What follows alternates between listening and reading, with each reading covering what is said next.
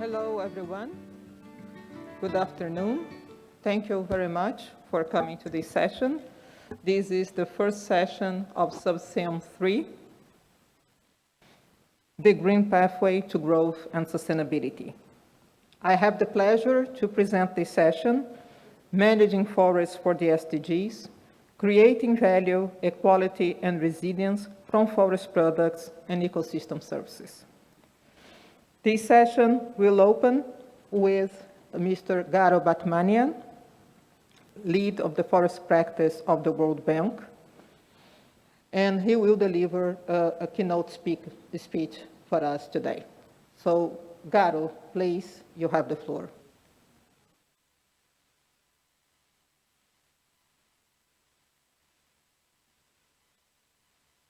Thank you, Thais. Thank you.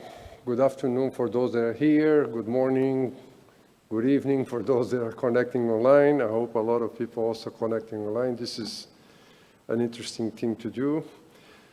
I'm asked to give a keynote speech, which I think is more of a setting the context so that we know where we're going on.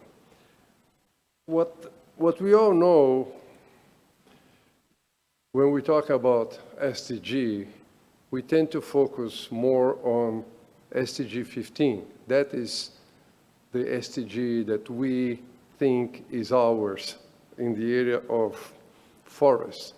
It says, goal 15, life of land, protect, restore, and promote sustainable use of terrestrial ecosystems. Combat desertification, manage forests, reverse land degradation. So protect, restore, and promote sustainable use. Keep those three action verbs on your head.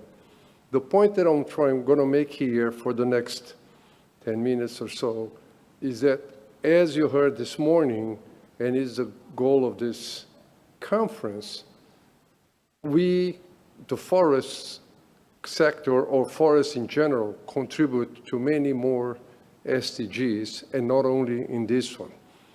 So if we take a look at how we have the SDGs and organized on biosphere, on society, social, and on economics, we have at least, or directly linked, at least 8 SDGs out of all that we have.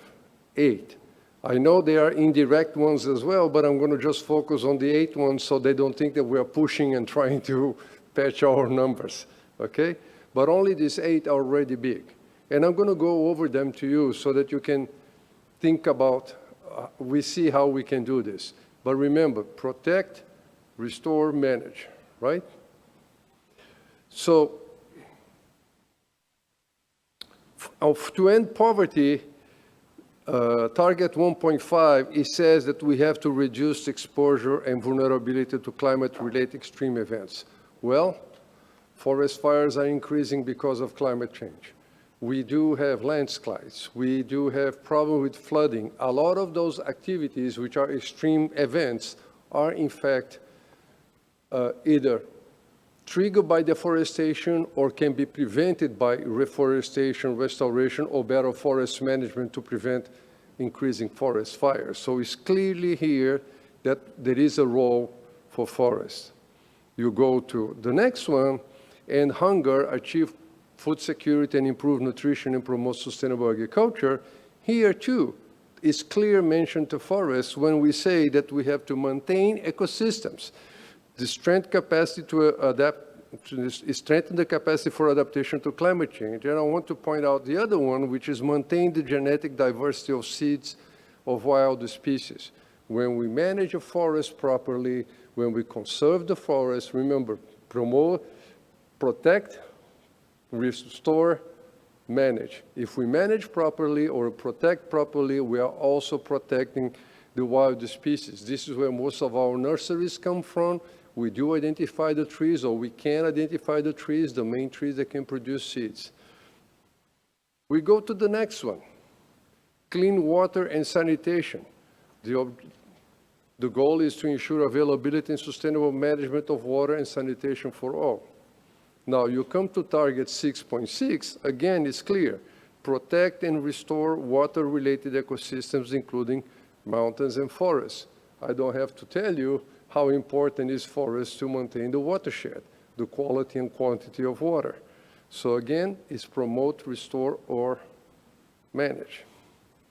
Now, you go to the next one that I selected to discuss here today is promote sustained, inclusive, and sustainable economic growth, full and productive employment, and decent work for all. Something that I know is dear to Thais when we're talking about value chains and all the work we have to do to ensure proper integration of the indigenous people and the local communities.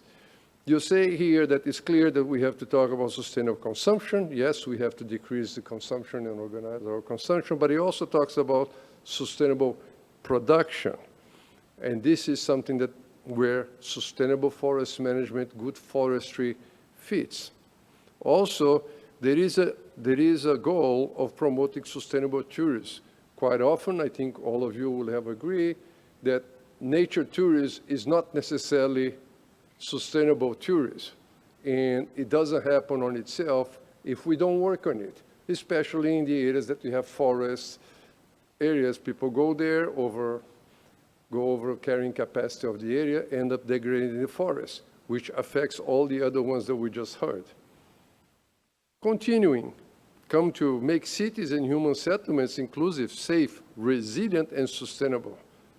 Well, one goal is to maintain natural heritage, world's natural heritage. That's our forests, the important forests around, in and around the landscape where villages or cities are. The second part of it is environmental links between urban, peri-urban, and rural areas. Thais and I happen to come from a city in Rio de Janeiro where they planted the forest in the middle of Rio de Janeiro to maintain, in Brazil, to ensure that the water supply for the city was maintained after it was a coffee plantation. That area now is a national park, and most of you have seen because on top of it there is a Christ the Redeemer in it. So this was 19th century. We're already looking at environmental links between urban, peri-urban, and rural areas. And of course, we go back to ensuring sustainable consumption and production patterns. Is basically the same, is a variation of the previous topic, sustainable management and efficient use of natural resources. I put here that, mangroves are part of our forests as well. We have to think about it. Not everything is on the land. So I gave that picture a little bit of a different view so that we can think about it, but also that we have to consider monitoring sustainable development impacts from tourism. I just talked about it and how this is important. So we're now already in 12. We come to 13. That's what we heard more. That's what we talk more about, is the climate change. And the climate change has strengthened resilient and adaptive capacity to climate-related hazards, and then there's integrate climate change measures into national policies. In both cases, it's forests. What is not saying here, but is the mitigation part. There are two pieces of information that came out lately that I think is important to consider when we're talking about climate change. The first one, the IPCC report of 2019, concluded that all assessed models for pathways to achieve 1.5 degrees, to maintain it at 1.5 degrees, all the models and all the pathways modeled had a combination of reforestation, protection, and afforestation. The amount of each one of them vary a little bit, but that's all of it. So you can't achieve 1.5 degrees without dealing with forests, not forestry, forest sector, but forests in general.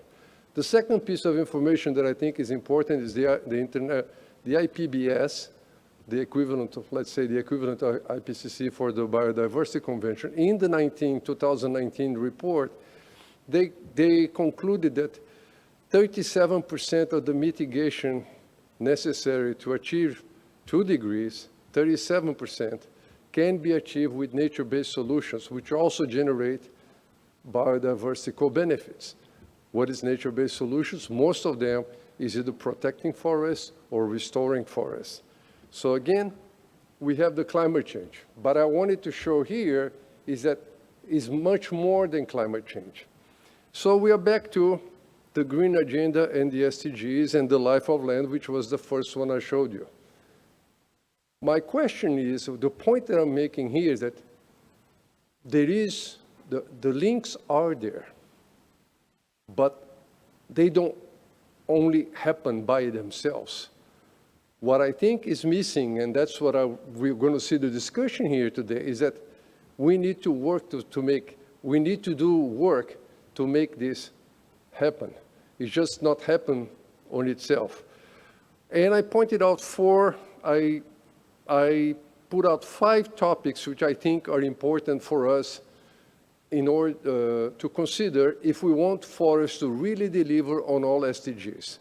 The first one is to increase collaboration with other sectors to properly consider forests in their policies and programs, including nature-based solutions. We can help on disaster risk management. We have to talk with agriculture people. Maybe we have to talk with health people. We have to talk with urban people, but we have to talk with them. Just expect them they're going to do the right thing without collaborating and trying to have this done is not going to happen.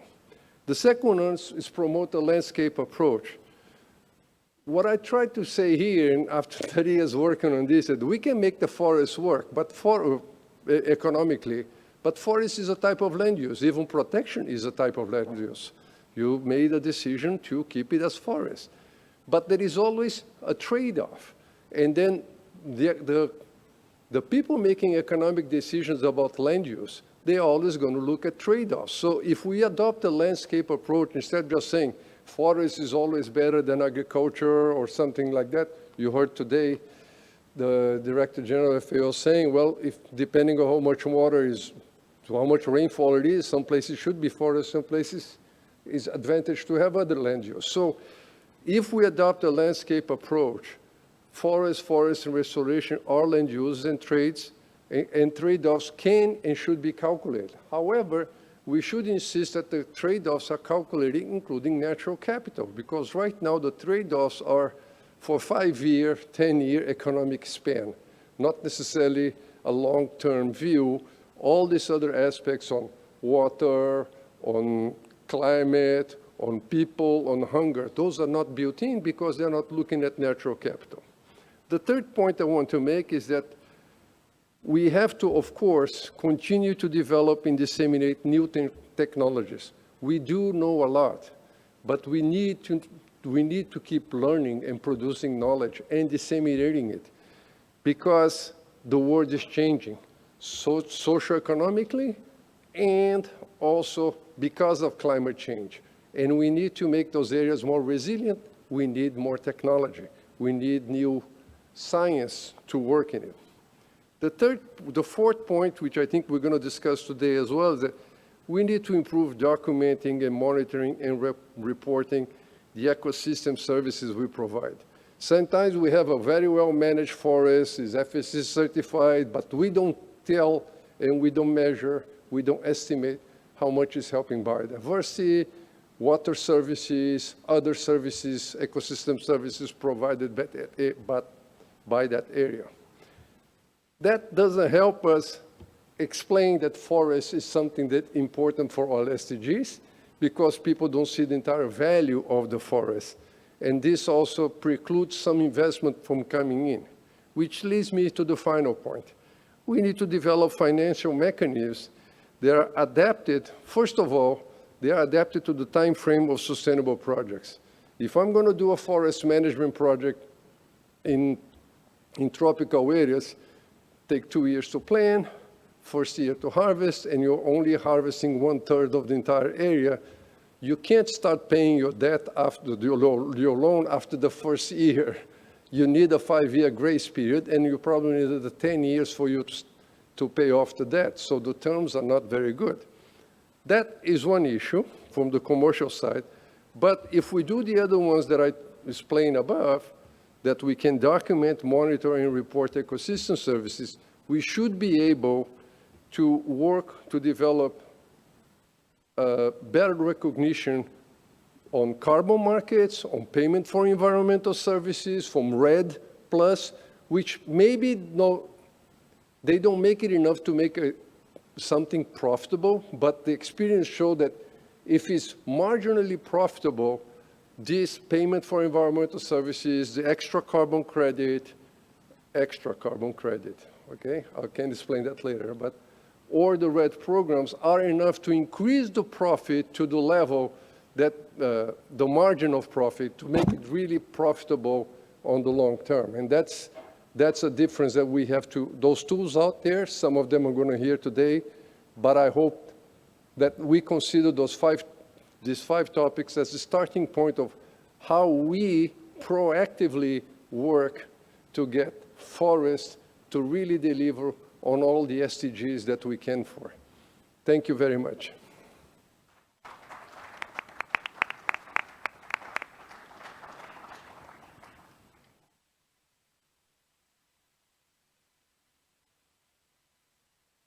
Thank you very much, Garo, for the very good speech addressing, I think, very interesting points about the comprehensive contribution of forests to the SDGs and also for the timekeeping.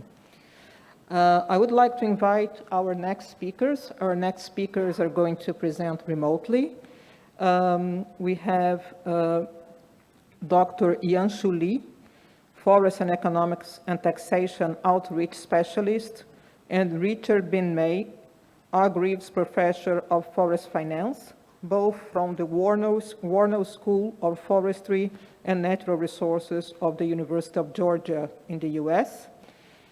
This is a selected paper by the Congress, and the name of the paper is Assessing the Contributions and Linkage of the Forest Sector to the National Economy, Case Studies on Finland, Malawi, and the United States of America. Thank you.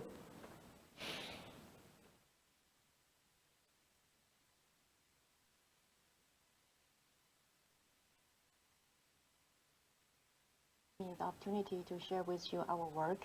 Today, I will give you a brief introduction of the paper. Richard, Thais, and Natalia, please chime in if I missed anything. The paper is one of the outputs of a recent project we conducted for FAO.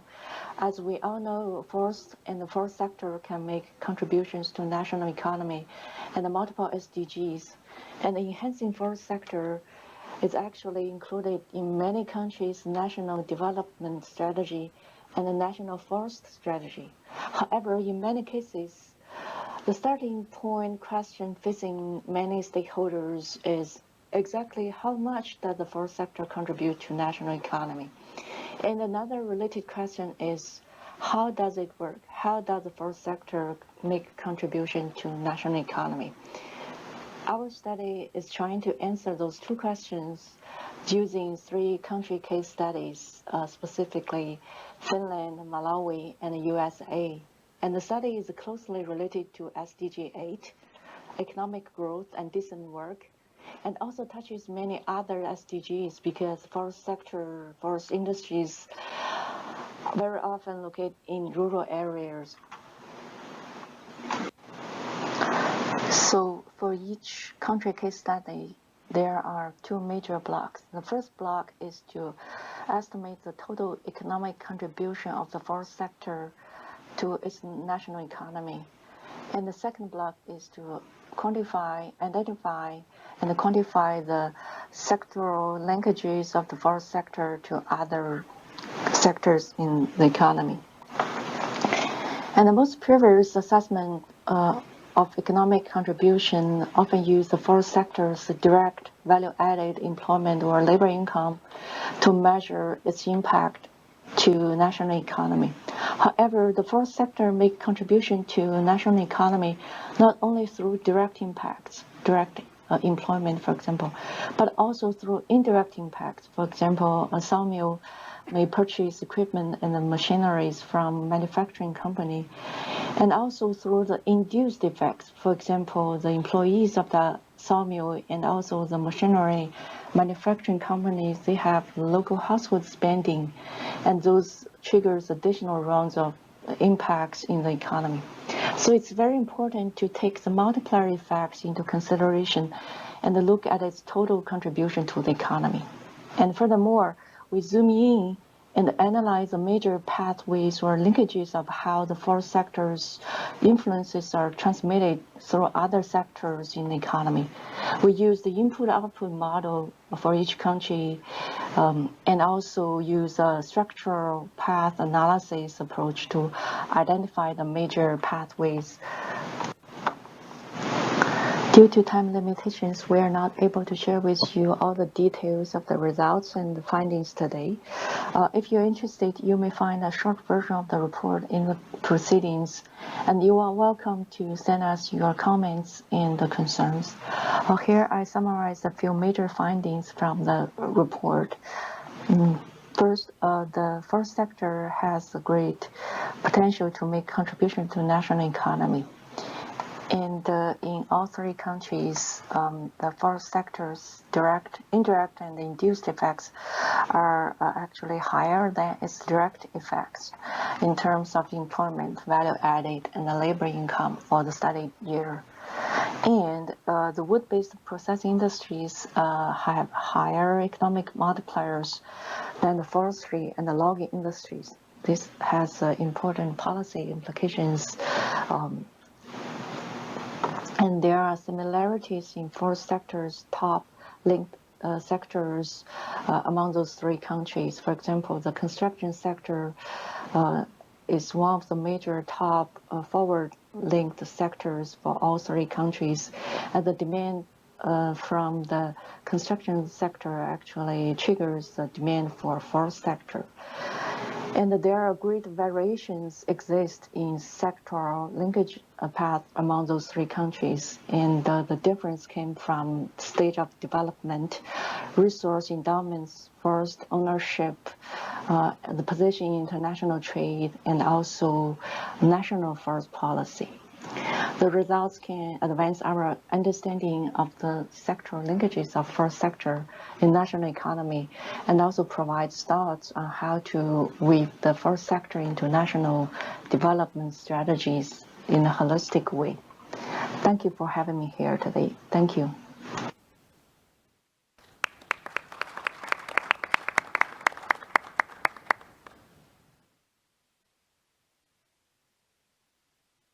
Good idea. Thank you, Yanshu, for the timekeeping as well and the great presentation. Our next speaker is Ms. Jade Quetzal Nava Cardenas from the Universidad Autónoma Chapingo in Mexico. However, I was informed she's not yet online. So I'm moving straight to the next speaker, who is Mr. Benjamin Firewood from the Faculty of Forestry, University of Toronto in Canada. And he's going to present on the forest sector development pathways. Thank you. Mr. Benjamin. Hi, everyone. This is a pre-recorded presentation, so apologies if it sounds a little odd. History suggests that not all countries follow the same forest sector development path, and not all development paths are equally desirable. Understanding the differences in forest sector development is consequently vital to achieving green growth in forested landscapes, but empirical work in this subject is very, very scarce. When one examines global forestry, it's striking that the distribution of development outcomes is both variable and sticky. And by sticky, I mean that countries with underdeveloped sectors seem to remain underdeveloped throughout time. So consider here this Lorenz curve for forestry. This figure is comparing the share of economic benefit accruing to countries to the share of wood production. The 45-degree line is the line of equality. So if all countries received economic gains in the same proportion to the raw materials production, they would all fall in this 45-degree line. The distance for the line tells you something about how unequal the global distribution of economic benefits is. Countries on the bottom left are receiving a lower share of economic benefit relative to the raw materials output, and countries on the top right are receiving a higher share. When you think about the economic history of these countries, it's really striking that some of those countries on the bottom left, like Estonia and Latvia and Russia, have low value-added industries. After hundreds of years of development, They haven't climbed up the value chain. Similarly, countries on the top right, like Germany, that were historically important sources of innovation and value-added products, remain in this enviable position. Here, to measure economic benefits, we're using a global input-output database, the World Input-Output Database. And this allows us to calculate both the direct and the direct economic gains from forest products consumption anywhere in the world. If you're interested in this sort of analysis, I see there is a side event tomorrow on land footprints that you should check out. But of course, contribution to GDP is just one way to measure development. And in the supporting paper of this presentation, we present a different approach. So what we do is we classify countries into different types of development pathway. And the idea here is that if we can identify the dimensions on which development varies, then we can score countries in those dimensions, and we can treat this as an unsupervised classification problem. So essentially what we're doing is seeing what forms of development have evolved over time. We did this with 82 countries, and here you're seeing just the 55 that have complete data. And our analysis identified 4 groups, or 4 different types of forest sector development with names as per the figure. And these different types are identified based on variation in a set of fundamental economic and ecological variables. The details in the paper, so just to focus on the important sources of variation, when you project these countries on the first 2 principal components, you see that the types are identified based on variation in the fraction of primary forest cover remaining, the accessibility of that resource, specialization of raw products exports, that's dimension 1. Dimension 2 is adding in specialization of value-added paper and paper products and the fraction under management. And countries are also being scored on the production from planted forests and the output per area cut as retrieved from satellite data and wood products exports. These results are a little surprising. I'm a Canadian and I don't usually think of Canada's forest sector as being that comparable to Congo DRC's. But these results suggest that in terms of these fundamental variables, it's actually quite similar. And of course we could discuss variable selection. But there's 2 ideas here that I want to highlight. First is that there's really no reason to think about a single global development trajectory. Different trajectories for different countries are very important for thinking about things ranging from industrial policy to carbon finance baselines. And second, we can think about development as countries evolving into different sort of niches and start asking questions about how countries move within or between niches over time. So up to this point, the work is all in the accompanying paper, but I'd like to tell you briefly about some ongoing work that builds on these results. So today I presented 2 different measures of development in forestry, value chain income and this multidimensional typology. But why do different countries take different development paths? What explains the distribution of development across countries in the world? So we can study this econometrically. And in some ongoing research, I've tested conventional explanations for the distribution of development outcomes, things like comparative advantage, alongside an indicator of path dependency in development. And here I'm using the start date of higher education and forestry. If anyone's interested in that, I've built a database and I would be very keen to get input or share that. So it turns out that when you do cross-country regressions, the start date of higher education forestry is a significant predictor of variation in development outcomes, even when conventional explanations are included and various controls are put in. This is important because it shows that history matters in development. And I know that might seem like an obvious idea, but providing sound evidence to substantiate it matters for policymaking. Path dependency implies that there's limits on the room to maneuver for countries that want to develop their forest product sector. Past pathways may be closed. It leads to questions like, does a given development policy just wind up benefiting already rich countries more? Is it possible for poorer countries to break out of a dependency trap and reap equitable rewards from exploiting their sovereign forest resources? Is it possible for emerging economies to learn from the experiences of those that have gone before, or are their development paths just fundamentally different? And so on. But in the interest of time, we'll stop there and say a big thank you to the conference organizers for inviting me, and I hope you all have a rewarding and fun conference.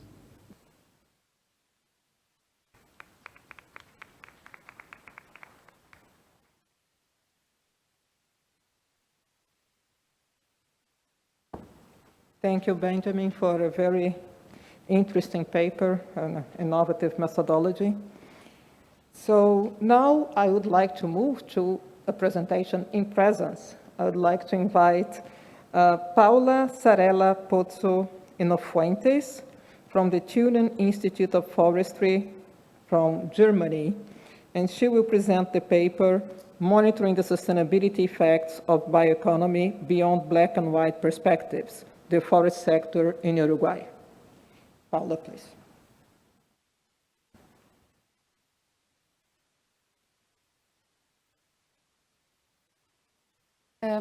Thank you, Thais, for the introduction. Well, now I wanted to talk about the contribution of the forest-based bioeconomy to the different sustainability effects, going beyond economy and also including other environmental and social aspects, with a special focus on the forest sector in Uruguay. So what are you going to see now is I'm going to give you a brief introduction of how do we measure bioeconomy. This application of the methodology, particularly to the cellulose value chain in Uruguay as a case study, and followed by different sustainability impacts that we assessed, and also establishing the links of those impacts to the SDGs, and finally with some general remarks. So how do we quantify forest-based bioeconomy? At the Turing Institute, we used an approach that was developed by the same institute, which is a material flow approach. Basically, it's a combination of a life cycle assessment and material flow analysis. And what we do is we departure from the point that sustainability, or in other words, bioeconomy is not always more sustainable and doesn't always create win-win in all the sustainability dimensions. And therefore, assessing bioeconomy also implies assessing the sustainability of the bioeconomy. And our approach is that we include different sustainability indicators from the environment, economy, and society perspectives. We combine this with a biomass flow analysis along the value chain from harvesting to all the processing and manufacturing steps until the end use. And we link those steps to different sustainability impacts. At the end, also, we link those with what is the contribution of those to the SDGs. So now going into the case study of Uruguay. For those that don't know, Uruguay is a small country that's in south of South America, and small in terms of territory, but has a big connection to the global bioeconomy, especially when we talk about agriculture and forestry. In terms of forestry, it's a big producer of cellulose pulp. And on the right-hand side, or on the left-hand side, you could see this material flow analysis that's based on the biomass, and you could see that the majority of the extracted wood goes to the elaboration of cellulose, and also this cellulose is exported almost in total, so 99.6% is exported. And our question was, what are the sustainability effects that are linked to those, to this value chain? So what we did, so we assessed different sustainability indicators using official statistics, but also combined with empirical studies. Here I will just show you an example of 3 that are also globally important, and I try to include socioeconomic and environmental. So we talk about employment, value added, and also greenhouse gas emissions. And in terms of employment, you could see here the different steps of the value chain and how every step of the value chain contributes to employment. And you could see that for example, in the green colors, belong to the primary phase, which is more silvicultural activities and wood extraction. And the majority of the employment is generated in this stage. And actually, there is a lower contribution of employment when we talk about the industry. But you have the opposite pattern if we talk about value added. So most of the value added is generated in the industry level, and the primary phase is rather lower. And in terms of greenhouse gas emissions, also, majority is generated in the industry level, and the primary stage contributes also a lot lower, around 10% to the total greenhouse gas emissions of this value chain. And I also put here and established the links with the SDGs, and beyond highlighting the different trade-offs that are in the different sustainability objectives, also as linked to what Garo said, like forests contribute more than the SDG 15. So there are other SDGs that are also linked to forests, and in this particular case, with these 3 examples. So, and some general remarks, as I say, sustainability the assessing of the sustainability impacts of forest-based value chains is complex and requires an holistic approach. And this material flow approach allows the quantification and monitoring in the 3 dimensions of sustainability, and also establishing the links with the SDGs. Also, as we could see in these examples, there are different trade-offs and synergies between different sustainability objectives. But although those are unavoidable, it's important to identify them in order to either reduce when there are trade-offs or to be maximized when there are benefits. And we could see also that monitoring and evaluation of forest-based bioeconomy along the value chain has opportunities to be coupled with SDGs, especially when we're talking about the SDG 8, 12, 13, and 15. And with this, I wanted to finish. I want to thank all the institutions that help us, also the funding body, and if you have further questions beyond the session, my contact details. Thank you very much.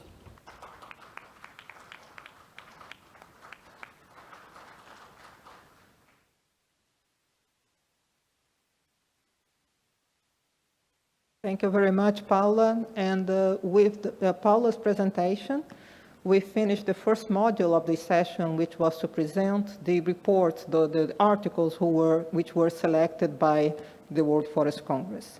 And I would like to open the floor. We have 5 minutes for questions.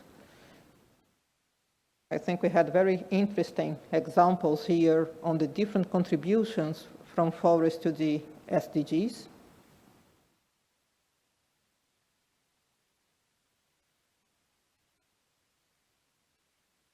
Yes, Amos, please. Can you go to the mic just at the center of the room?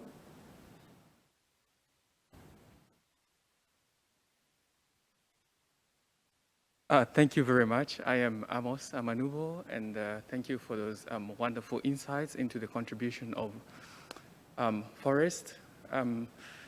This morning, during the launch of the SOFO, it was highlighted that agriculture continues to be a threat to forestry, I think mainly because of food, providing food and feeding the masses.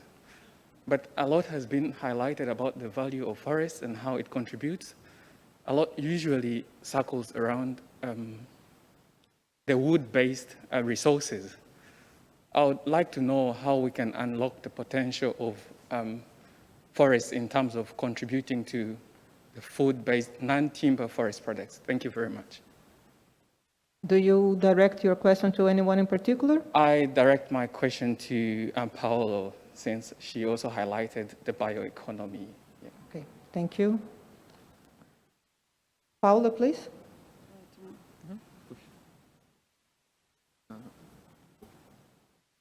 Yeah. Hola, okay.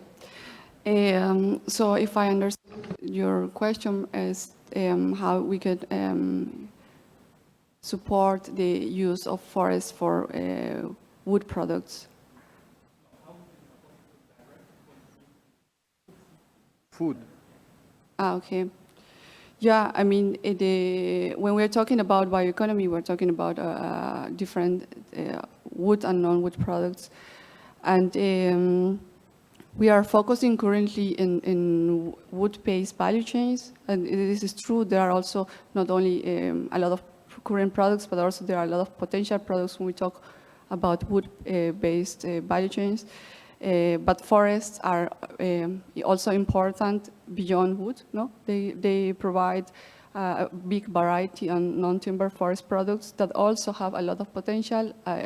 In my opinion, still very not like very little discovered, of the huge potential that they represent. And in terms of also food, there are many other potentials products that could be generated. And I think it's important to consider forest as a complex, as I say, going beyond wood and taking the trees as all the potentials that they have other also including ecosystem services. Thank you, Paula. We have time for one more question.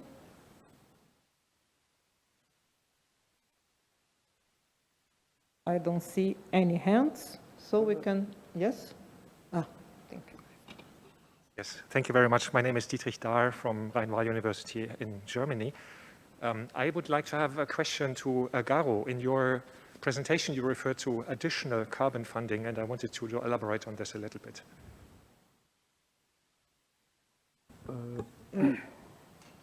The question is directed to?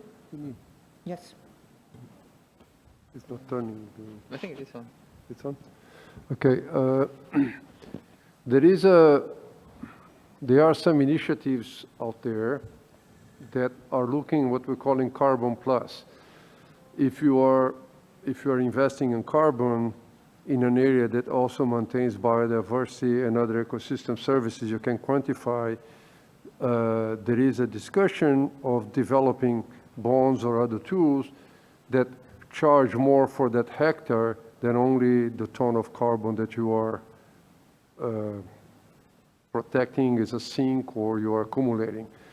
Instead of compare, so that you take into account the quality of the area that you are buying the carbon from, not only the carbon itself. So a plantation of a monoculture of an exotic species in a tropical country will generate X amount of total carbon, but if you do it with mixed species and also maintains ecosystem services better and brings biodiversity better, more, that you receive an extra price for that carbon.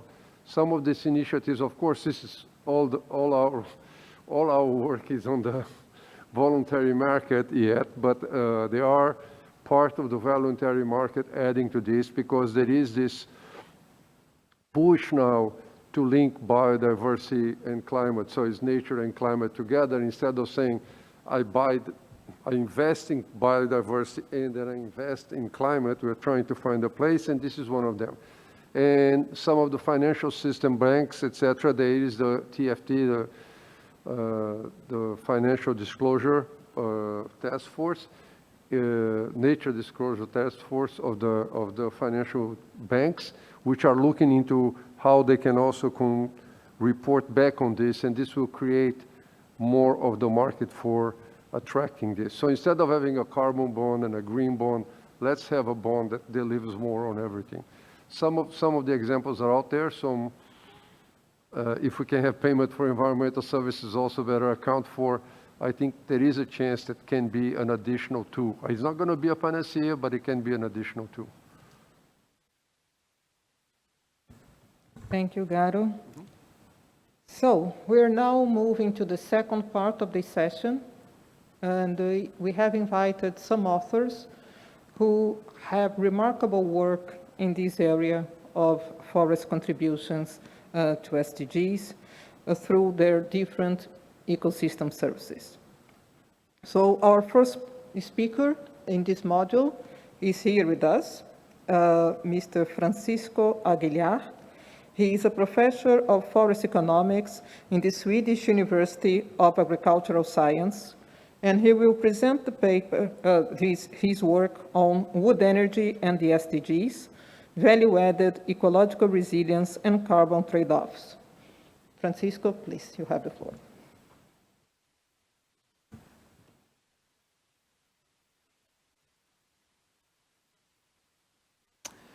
Good afternoon, good morning, good evening. It's very good to see all of you here and all of you who are joining us online. Today, it's really a real pleasure to be invited to be part of this session, such an important topic on sustainable development goals. But I want to talk about the role that wood energy can have in advancing sustainability. Yeah. By definition, wood energy hits Sustainable Development Goal number 7, but it also cuts across many other SDGs. Today, I hope that I can make the case that wood energy, under the right conditions, can help advance those SDGs. It's often the case that wood energy is seen as a dirty and old-fashioned type of energy source. Indeed, it's one of the oldest sources of energy that we have as humanity. But my point today is that under some conditions, under the right conditions, we can make it a green pathway for wood energy. Starting with efficiency. On the upper left-hand side, you can think about traditional firewood systems, or not traditional, perhaps informal, that add value to that material. Just as other more industrialized systems, the lower left-hand side, where you have fibers are being densified pelletized with certified fibers being exported across the Atlantic. Both systems add value. Some of the differences that we have is that in the more informal one, there are a lot of inefficiencies, even to the point of the final energy conversion of combustion. Looking at the example of fireplaces, compared to a high efficiency heating system, a heating stove, a fireplace only generates 1/7 of what you would generate from the same amount of wood with a high efficiency system. These results in a lot of pollution. The inefficiency in combustion means that there are a lot of particulate emissions that affect the people that are using it, mostly women. So it has a really direct gender element.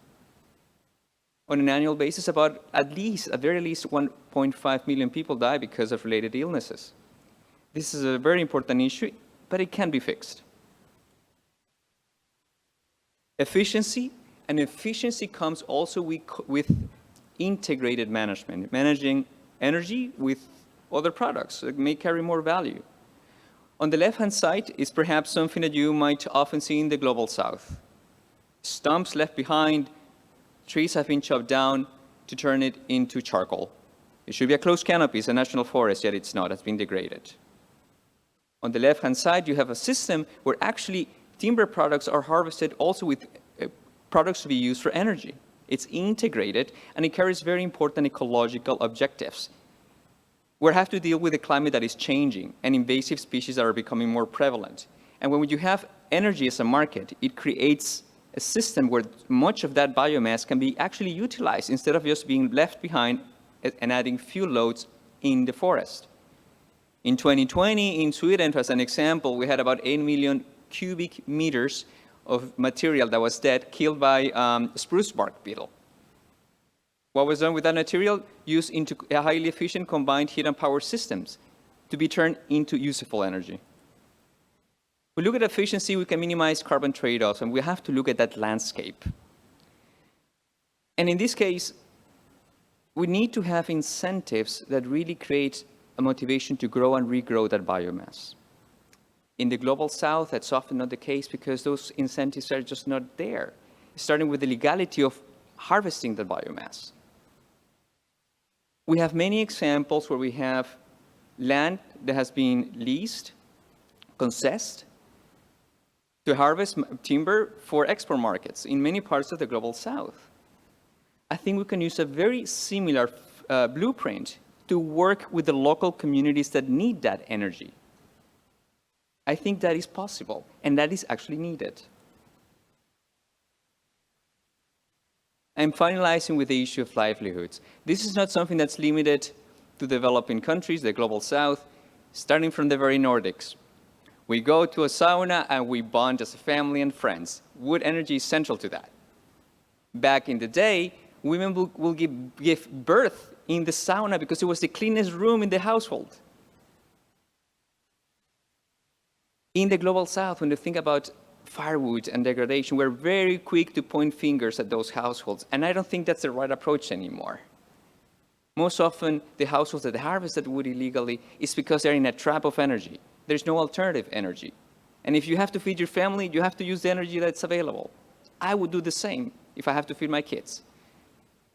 So we have to rethink that mindset and look for ways that we can create incentives so that local communities can really be part of the solution in using wood as a sustainable source of energy. So with that, I would like to conclude. I think there is a green pathway for wood energy. I think it is possible. And really, to advance the Sustainable Development Goals, it's something that is needed. And I hope we can be part of that solution. Thanks very much.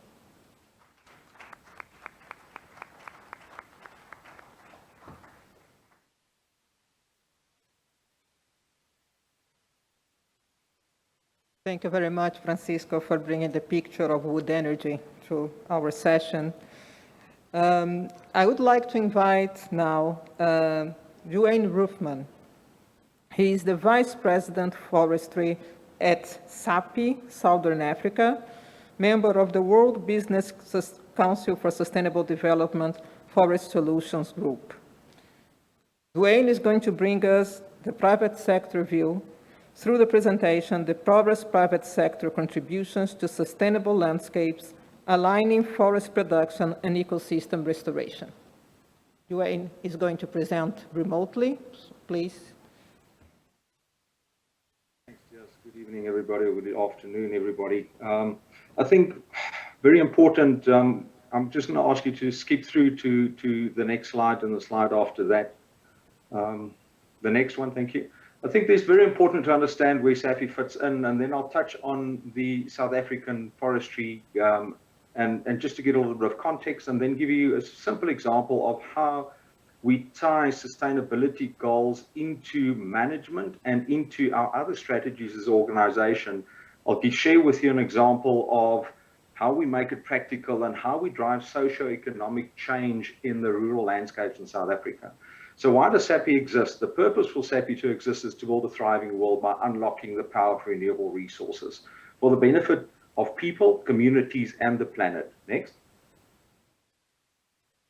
We are a global-based company that originated in South Africa and have got manufacturing plants in Europe, in North America, and South Africa, and trade offices that serve 150 countries. We directly employ 12,000 people plus, and we've been in this business for quite a while.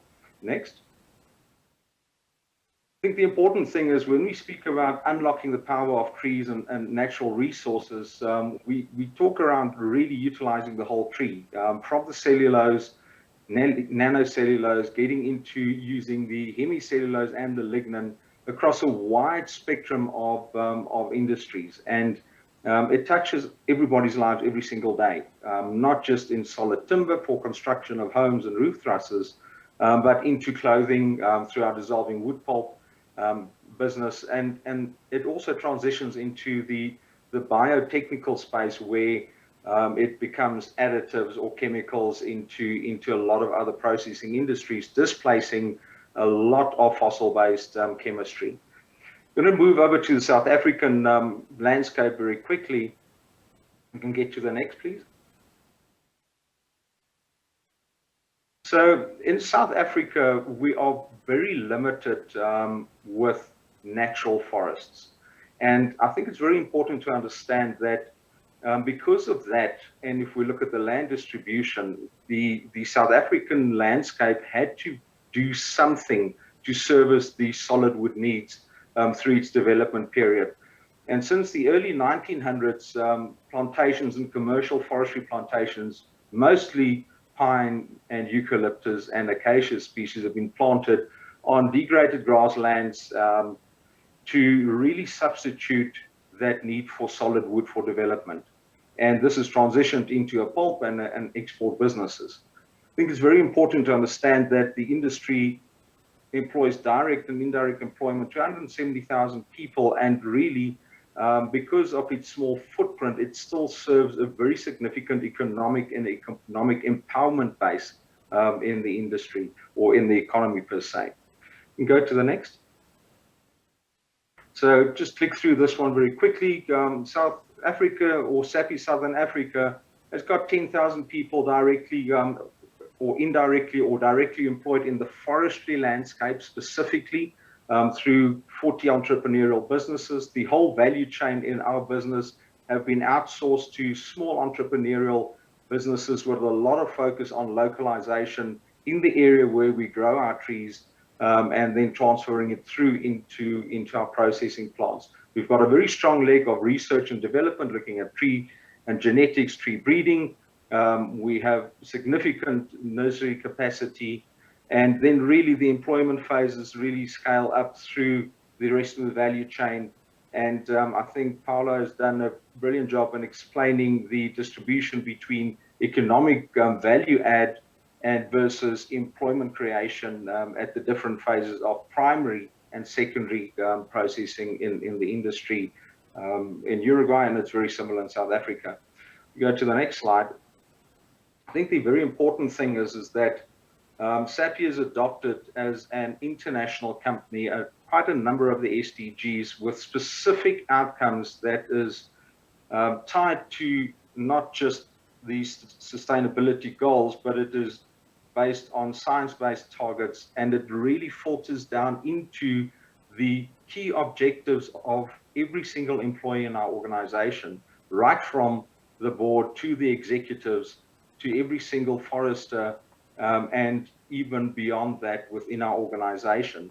We go to the next slide. I think it's very important to understand that there's a number of significant goals that is really on every single agenda point in our organization every single day. In the South African landscape, the focus has also added to the socioeconomic development side because of the past in South Africa and our focus on driving socioeconomic transformation in the country. Go to the next slide, just to make it a little bit more real. We've got a lot of focus around social impact, and in the social impact strategy that we have, it really distills down not just to the community segment, but it covers partnerships, collaboration. It talks around and really puts out practical measures that drive thought leadership, inspiring and guiding government policy so that it is to the benefit of the people, but also to the benefit of the planet and South Africa and specifically. Go to the next slide from a practical reference point of view. On the social impact side, and I tried linking some of these to the SDGs, but real serious focus around sustainable community income, real specific employment, and making sure that we also drive skills development throughout our communities and our local communities, with a lot of focus on the biodiversity and the water side as well. So it is not teaching people just about technical skills that they can go and apply in our industry, but which they can take home and really help building their local communities. But then also we use the opportunity to drive the understanding of sustainability and how forestry fits into the landscape as a key anchor tenant. And to make it practical, let's go on to the next slide, and I'll try and explain that very quickly. So one of our key projects that we started in the early 1980s is what we call our Kaliso small grower schemes and small grower projects that really engages with people living on traditional land, and that does not necessarily have land ownership, but have full use of the land, and by empowering them to participate in the full value chain from growing the trees to harvesting, setting up small contractor businesses as the landscape develop, all the way through to becoming key suppliers into our processing plants. And it has developed from 18 small growers in 1984 in that area to about 4,000 growers that now grows trees on about 35,000 hectares and supplies over 400 tons on a sustainable manner into our processing plants every single year. And I must say that it is really heartwarming when one goes into a rural landscape and the old lady explains how she has used commercial forestry to supplement her daily income out of subsistence farming, to put her children through school, into university, to build a new house and really set a legacy for a family. And there's some of these individuals that is now in their fourth rotation of tree crop, and the difference it makes in that rural landscape is quantifiable, and it is not just talk. So if we go to the next slide, I think in conclusion, I think it's very important to understand that in a natural forest constrained environment like South Africa, commercial forestry plantations has a key role to play not just to help improve degraded land and sequester carbon, but it also is a key and anchor tenant to drive the circular economy in a practical manner. And we can enable socioeconomic transformation because in the collaboration between commercial entities like SAPI, the commercial farmers who are our neighbors, and the local communities who are our neighbors, we can really put forestry at the heart of driving economic stability and transformation. And I think it is in that sense that we go to the concluding slide to say that if we want to create a thriving world, we really have to do it in a practical manner and transform the SDGs into strategy, into tactical actions that touches people's lives every single day. Because if people have got an emotional connection to trees, to nature, to the operating environment where commercial forestry operations are, it is only then that we can sustain a real thriving community to the benefit of the people, those communities, and to the planet. Thank you.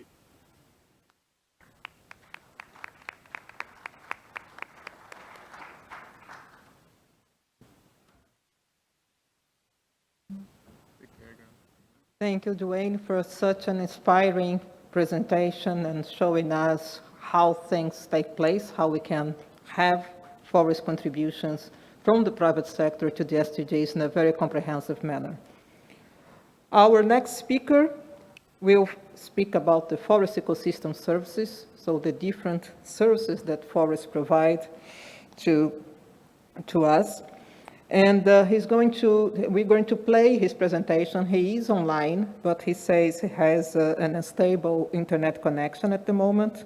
So Luke Brander. Luke Brander is a senior researcher of the Institute for Environmental Studies, and he will present the role of forest ecosystem services to support the green recovery, evidence from the Ecosystem Services Valuation Database. Please, Luke.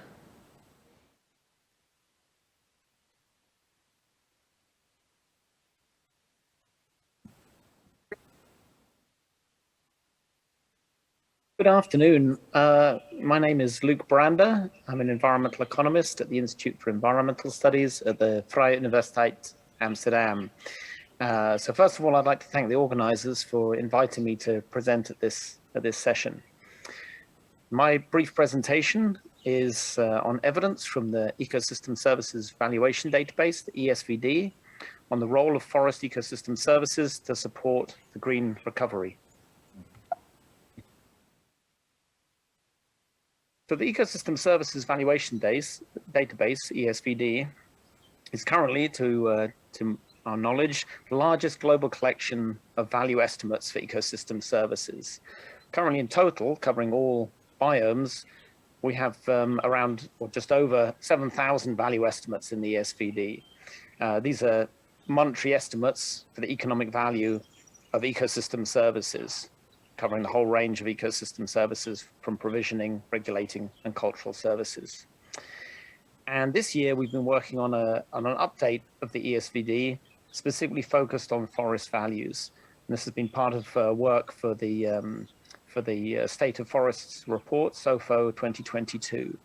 So after this update, we've now increased the number of value estimates, information on forest ecosystem services, and we have over 2,700 value estimates for the economic value of forest ecosystem services. And this information covers all regions, forest types, and ecosystem services. And the map here on my screen shows the locations of study sites that have been valued and included in the ESVD. So covering all parts of the world. And what we tried to do is take this value information from studies in the literature and include them in the database and standardize those values where possible to a common set of units. And we use international dollars per hectare per year to allow comparability and summary of that value information. And this database is freely accessible to anybody through a web interface, which you can find at esvd.net. So I encourage you, please access the database and please feel free to use the data. So to say something more about forest ecosystem service values that we have in the ESVD, course, some forest types are much better represented than others in the database. And the chart here on this slide shows the number of value estimates per forest type. So we have a lot of information for mangroves and tropical forests and temperate forests, and less information actually for other forest types, and particularly for plantations, forested peatlands, and forested wetlands. There's just relatively less information in the literature on those types of forests. What we also find from this review of Forest Ecosystem Service value information is that forest values are highly variable, really as expected, and it really reflects differences in supply and demand and differences in the characteristics and context of different forests that have been valued and included in the database. We find very high values for some forest ecosystem services. For example, we find very high values for flood regulation provided by mangroves. On average, the data in the ESVD shows that the value of this service is in the order of 100,000 international dollars per hectare per year. We find even higher values for the service of recreation provided by urban forests, which is in the range of 280,000 international dollars per hectare per year. So very high values, but of course also quite variable. This information on economic value of ecosystem services provided by forests is potentially useful for informing decision-making and guiding the greener recovery, particularly in terms of impact assessment. So using this information to assess the economic value of changes in forest ecosystem services when those forests are impacted, or in terms of appraising green investments in improved management or conservation of forests. What does that mean in terms of the enhanced value of forest ecosystem services? It can also be useful information for setting prices, so setting prices for payments for ecosystem services on forest ecosystem services, and also for designing sustainable finance mechanisms. Further, this information from the ESVD can be useful for natural capital accounting, so trying to highlight and increase our understanding of the value of forest ecosystem services at a national scale.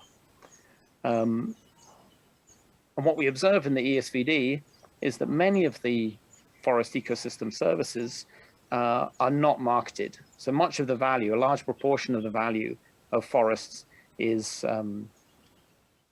not marketed and not visible in conventional accounts. And therefore, this kind of information is really crucial to making those non-market values visible. Okay. Thank you very much.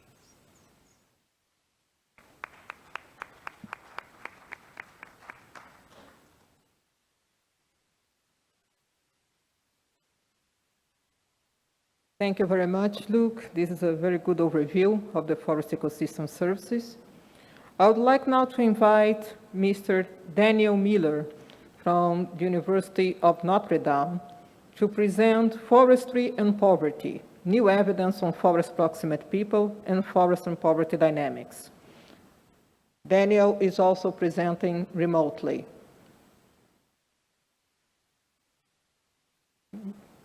Hello. Thank you. I'm Dan Miller, and it's my pleasure, on behalf of a number of colleagues listed here, to share with you our latest research on forestry and poverty.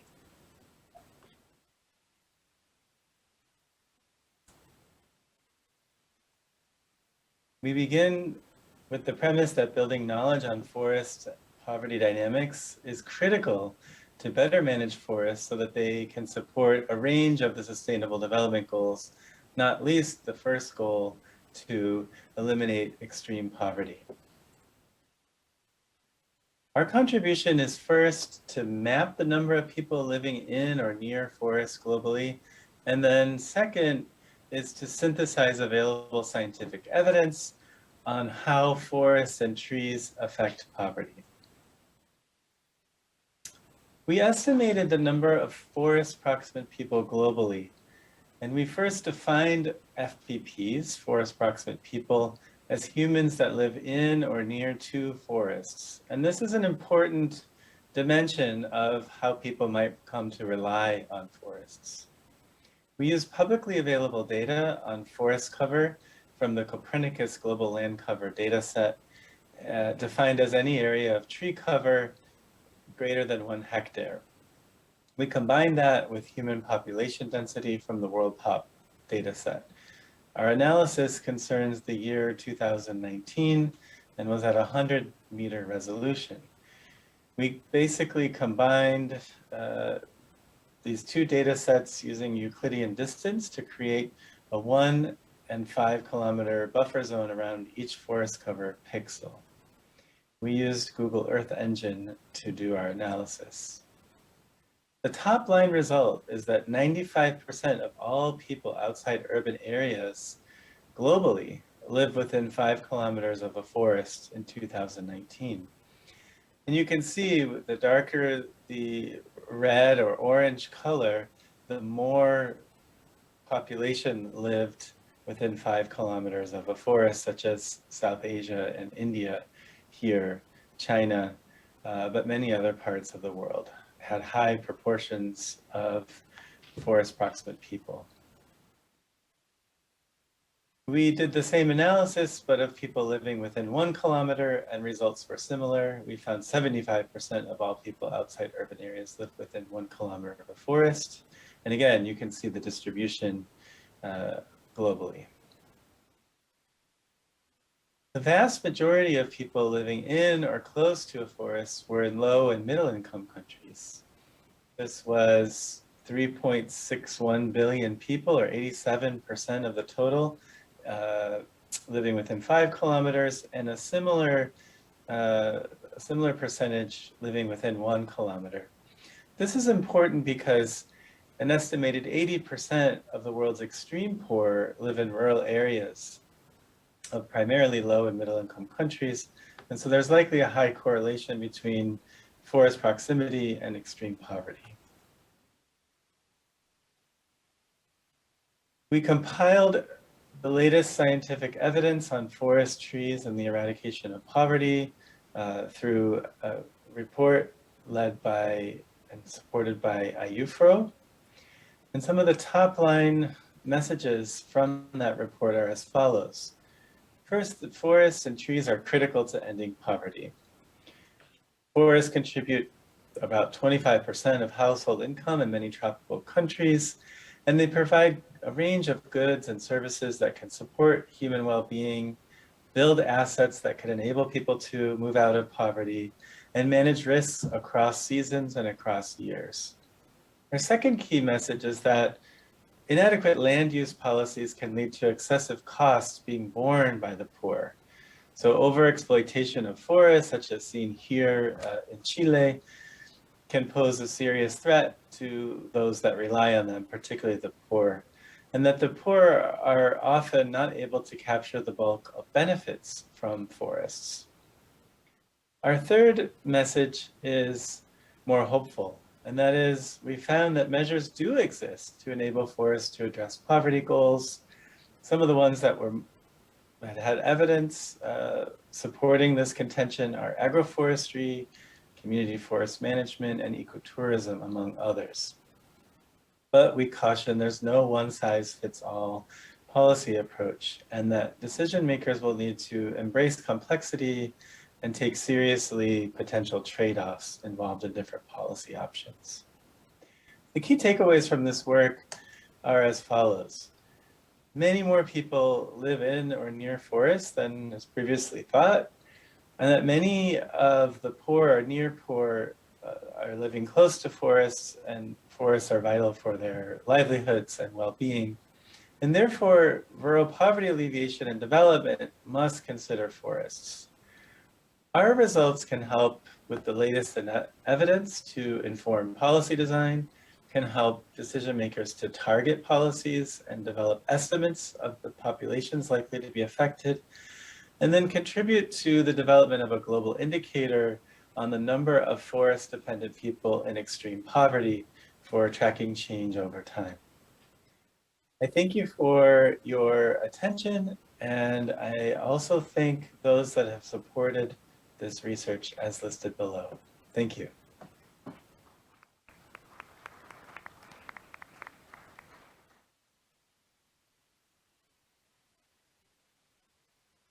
Thank you, Dan, for this overview of the relationship between forests and poverty. And we're now heading to the last presentation of this session, and hopefully we will have 5 minutes for some questions. I invite Ms. Zabaeta Ramsilovic Suominen from the Natural Resource Institute in Finland. She will present on the socio-ecological justice in deforestation-free forest value chains and products. Zabaeta is also presenting remotely. Thank you.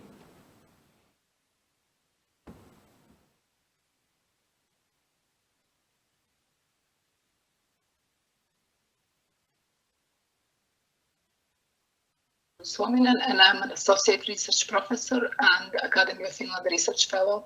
I'm based at the Natural Resources Institute Finland, or LUKE.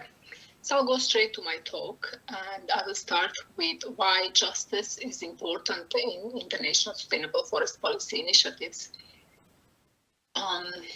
SDGs, carbon trade, ecosystem services, landscape restoration, green economy, bioeconomy, REDD+, FLEGT, FSC, PEFC, various certification schemes, sustainable and deforestation-free value chains. What do these initiatives have in common? So, despite their differences, in all cases, there is a substantial gap, geographic, cultural, political, and economic gap, in terms of where, for whom, by whom, and why are they designed versus where, for whom, by whom they are implemented.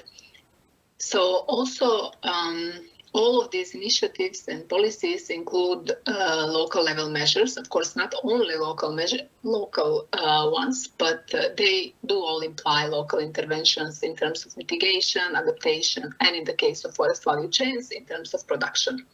So we are talking about policies designed and negotiated at international and national state levels. Yes. By international and state actors, plus global and domestic civil society, where such exist, of course, which are aiming at predominantly globally defined aims and objectives.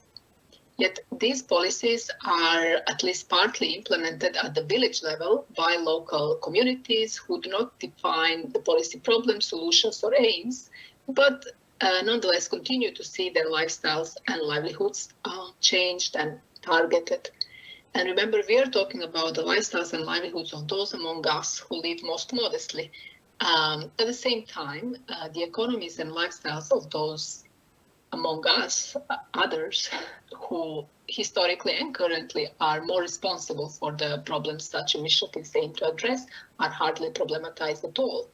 So, for example, the newly proposed EU regulation for deforestation-free value chains for cocoa, coffee, and a number of other commodities do not include direct policy measures to reduce overconsumption of those commodities by its population. Rather, they impose rules and demands on how these products should be, produced and delivered to the EU.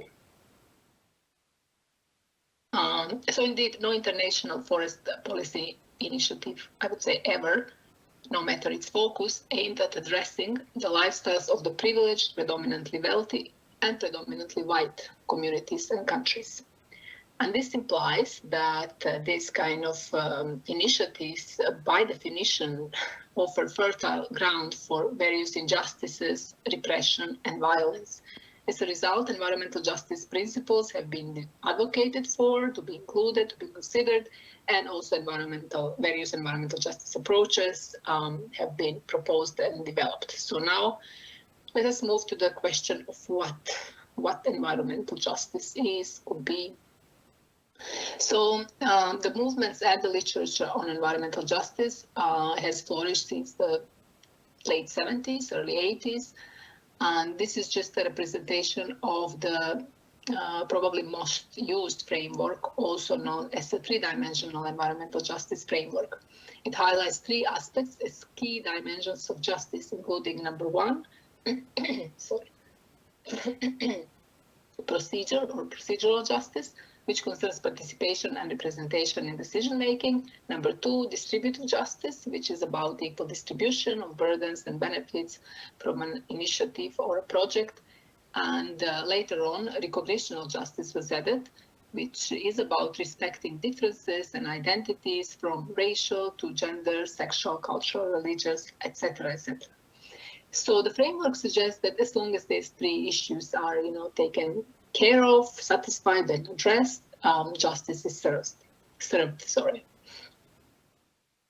Now, this view is increasingly criticized by indigenous, decolonial, and other critical environmental justice scholars who argue that the framework, similarly to the policy interventions it is concerned with, is based on the Western Eurocentric epistemology and ontology, and also do not go beyond state authority and structures, and therefore, more often than not, do not fit the sociocultural and sociopolitical conditions in those places and those localities, local levels where it's applied. Actually, in fact, applying this framework on its own can act as a source of injustice, epistemic injustice, political denial, for example, and so on. So today I wanted to highlight another approach or perspective of environmental justice, and that is a colonial environmental justice framework, or DEJ for short. So that draws on the logic of decoloniality to feed into the field of environmental justice. What decoloniality is, we can touch upon in the discussion if needed, but it's also covered in those two references, so you can check out that if you're interested. In general, decolonial environmental justice is meant to allow for epistemologically different ideas and logics, philosophies of life, but also different political, legal and governing structures to coexist along with the dominant Eurocentric ideas and state-centric structures.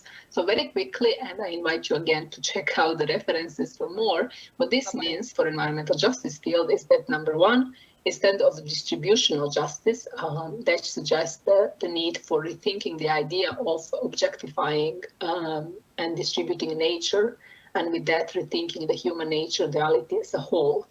Then number two, instead of recognition and recognizing other cultures and identities, which is very important, but that goes beyond that and suggests the need for self-determination beyond the dominant conceptions of knowledge and the dominant authority. Number three, instead of participation within the kind of dominant state structures, it demands the right to self-governing authority, where, let's say, indigenous and other traditional authorities would have the right to govern their territories within their own governing and legal structures. This decolonial perspective offers a more holistic approach to justice that can accommodate, the reality of wider epistemic, ontological, and political realities and conceptions that exist out there, where international forest policy initiatives are widely. Sorry to interrupt. Could we close? So apologies for that. I was told she was presenting live, and it seems she was not. Sorry for that. Yes, we are just reaching 5:30, and I know many of you have another meetings at 5:30. So we have time for one question at least. We have had, I think, a very broad overview of the different forest contributions to the SDGs, and more than that, some of the complex dynamics between forest and poverty, between the issues on how to include and how to ensure that communities are respected and that they are included in value chains with equity and their rights. We have also seen, the issues on wood energy and how wood energy is feasible, how it's something that can provide positive contributions if it's well managed and if it's managed in the context of the landscape. We have also learned more about the bioeconomy, and we had here, I think, two very good presentations on the bioeconomy and how it can integrate with local development, both from Uruguay, the case from Uruguay, but also how the private sector is tackling the SDGs very seriously and monitoring their performance and their activities against the different SDGs and quantifying these results. We have seen examples on how we can measure contributions from forests to livelihoods, in particular from the forest sector, the forest industry, and the forest ecosystem services. So it's a very broad overview on how we can not only what are these contributions, but also the efforts made to measure these contributions and allow them to be meaningfully considered in policymaking. So I don't see any question, and the time is running over. So I really would like to thank our panelists. I think it was a great panel. Thank the attendants to this session, and I hope you have a great week. And I think we have a lot all to learn together during this week. Thank you very much for staying with us.